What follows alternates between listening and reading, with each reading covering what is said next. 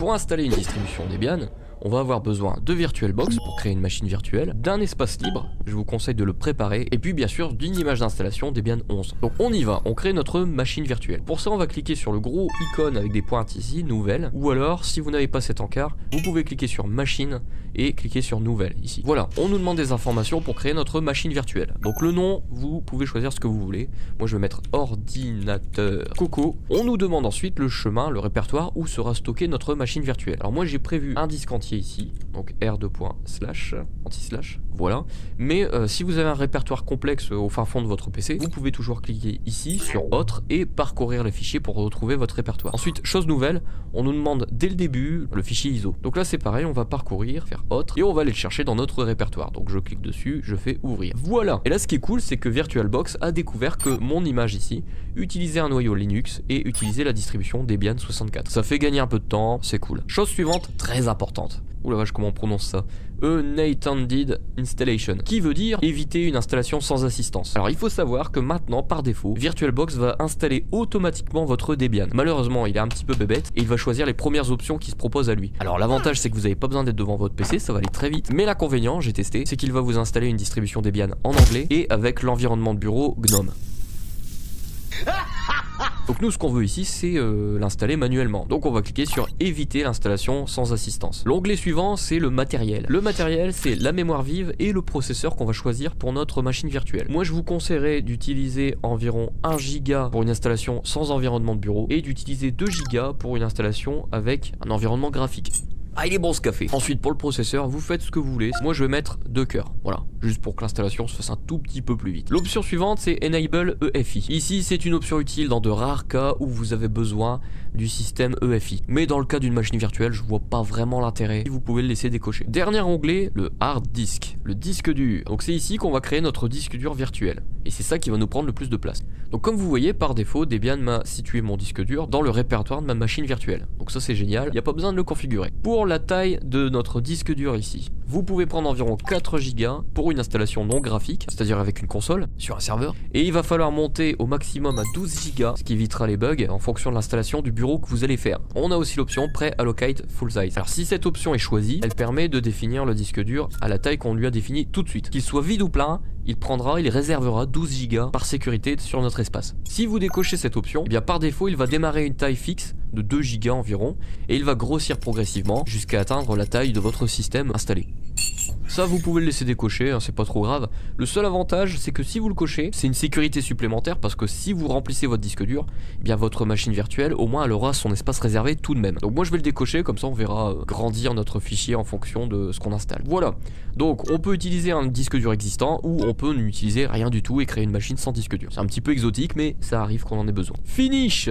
Voilà, donc ma machine est créée, il m'a créé un dossier automatiquement ordinateur Coco. Quand je clique dedans, je vois mon disque dur virtuel ici qui démarre à 2 Go et qui va grossir progressivement quand je vais installer des choses. Et puis ici on a les configurations VirtualBox. Donc maintenant que c'est fait, je vais pouvoir cliquer 2 fois sur ma machine ou cliquer, sélectionner ma machine et cliquer sur démarrer.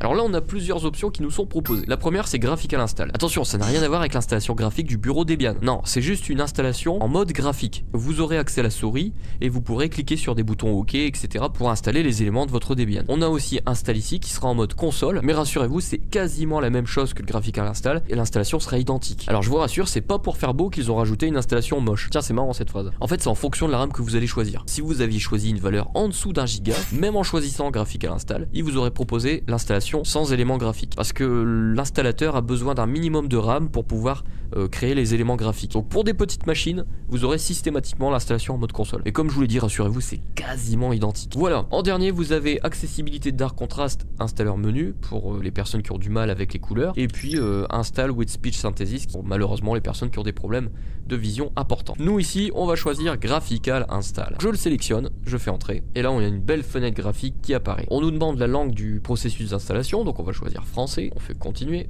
On nous demande le pays pour les paramètres d'heure locale, donc on choisit la France pour avoir l'heure de la France. On nous demande le clavier, donc français pour avoir les bonnes touches. Voilà, ça s'installe. Alors chose à savoir ici, dans mon cas, moi je suis relié par un câble réseau sur mon réseau local. Donc ce qui s'est passé, c'est lors de l'installation, Debian a contacté ma box internet. Ma box internet qui fait office de serveur DHCP m'a fourni une adresse IP et comme ça Debian a pu configurer automatiquement mon installation réseau. Si vous n'êtes pas connecté à votre réseau local, on va vous demander de configurer vous-même votre réseau. Donc ça serait peut-être intéressant de revenir en arrière, de vous connecter en Wi-Fi ou avec un câble et de laisser la chose se dérouler automatiquement. Sinon vous allez un petit peu galérer. Ensuite on demande le nom de ma machine. Donc c'est le nom de ma machine qui apparaîtra quand on me recherche sur le réseau local. Donc je peux très bien mettre Debian Coco ou ordinateur Coco. Allez, on va mettre l'ordinateur Coco, comme ça on sera tranquille. Continuer. Donc là on me demande un domaine qui n'a rien à voir avec un site internet, hein. C'est si vous êtes sur un réseau un peu plus grand que la moyenne, hein, sur un réseau d'entreprise ou sur un réseau universitaire, peut-être qu'il faudra renseigner un certain domaine pour pouvoir faire partie de ce réseau bien particulier. Sur un réseau local sans gestion informatique, là vous faites continuer, ça passe. On me demande ensuite le mot de passe sécurisé root, le super utilisateur. Donc moi je vais mettre root parce qu'on est sur une machine locale, on peut mettre un mot de passe très faible. Je fais continuer. Le nom complet du nouvel utilisateur. Donc ici vous n'êtes pas obligé de remplir cette case, vous pouvez passer à la suite pour créer un login et un mot de passe. Moi je vais simplement mettre Coco. Alors je sais pas si on peut mettre d'apostrophe, donc je vais mettre tout collé, Lastico. Petite référence, je fais continuer. Vous mettez un login, alors là Debian m'a trouvé automatiquement mon prénom. Il est malin, c'est super. Vous mettez un mot de passe, ici c'est pareil, je vais mettre root pour être tranquille. Attention de ne pas vous tromper parce qu'une fois que vous avez mis le mot de passe, vous avez intérêt à le savoir quand vous allez vous connecter. Sinon c'est mort, vous pouvez réinstaller votre machine. Je fais continuer, voilà, tout s'est bien passé. Maintenant on me demande de configurer mes partitions sur mon disque. Alors on a plusieurs options. Une installation manuelle, on n'a pas besoin ici. On a une partition chiffrée, moi ici c'est une machine de test, j'en ai pas besoin. On a une partition utilisant LVM, moi ça m'intéresse pas, je veux tout sur un disque entier puisque c'est une machine de test. Donc je continue et je choisis le disque virtuel que j'ai créé. Continuer. Dernière étape, 3 choses ici. On me demande si je veux une partition home, var et tmp séparées. Non, je n'en veux pas.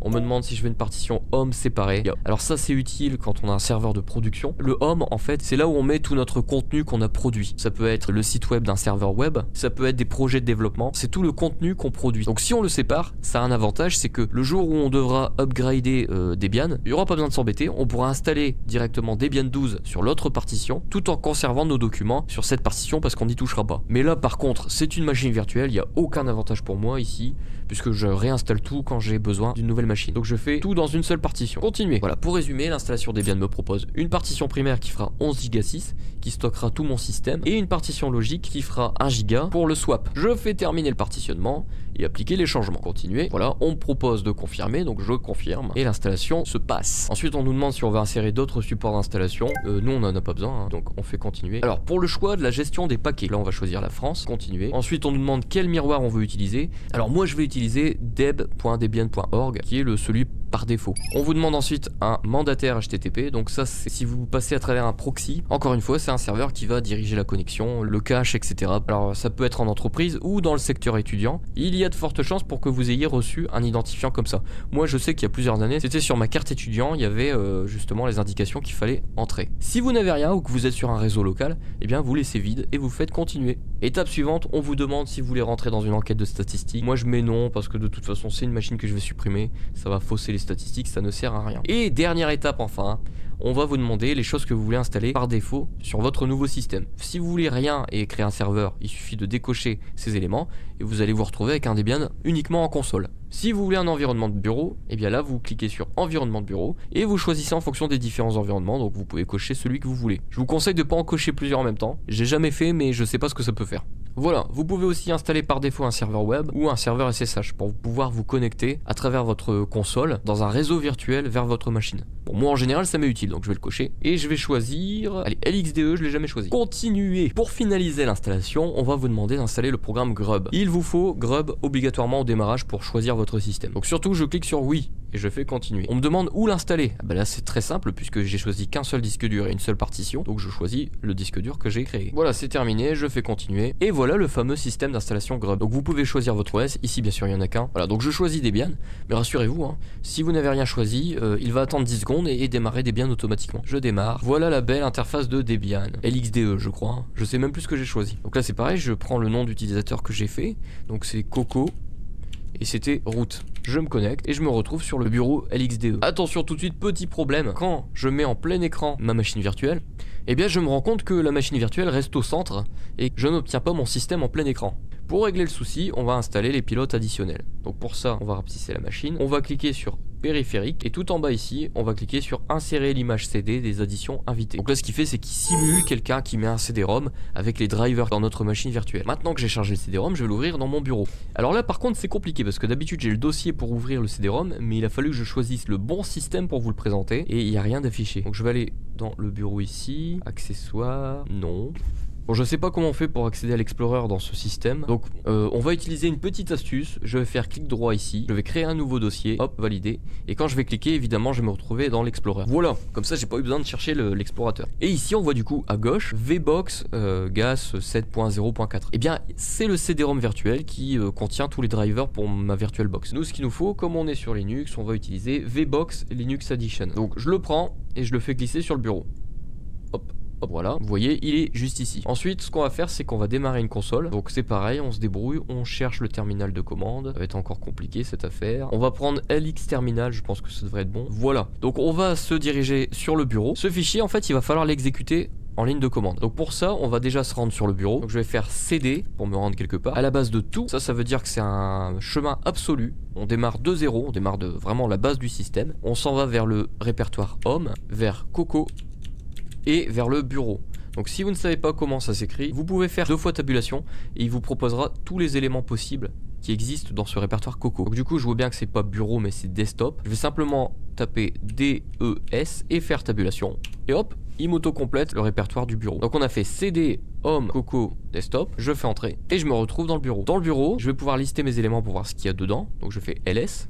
Hop, je vois tous les fichiers qui s'y trouvent, donc le dossier nouveau et le VBox Linux Addition, et c'est ça qu'on va devoir exécuter. Mais pour l'exécuter, on va se mettre en mode super utilisateur, super administrateur si vous voulez. Pour faire ça, on fait SU pour se connecter avec un autre utilisateur, et on utilise le super utilisateur root.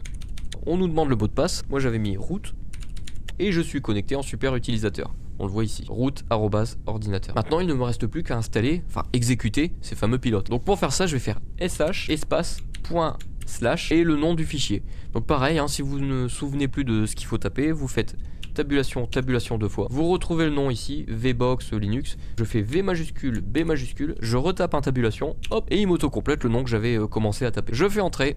Et là il va m'installer les pilotes. Voilà, c'est déjà fini, mais je peux déjà tester pour voir si ça fonctionne. On peut le voir directement ici dans écran, et on voit ici écran virtuel. Voilà, bon moi ça pose des problèmes parce que je suis sur une résolution virtuelle d'écran en 4K HD pour pouvoir vous enregistrer en meilleure qualité. Mais sinon, ça fonctionne super bien, j'avais déjà testé. Et du coup, vous pourriez le mettre en plein écran en faisant affichage écran plein écran. Et comme ça, on n'y verrait que du feu à votre installation. Voilà.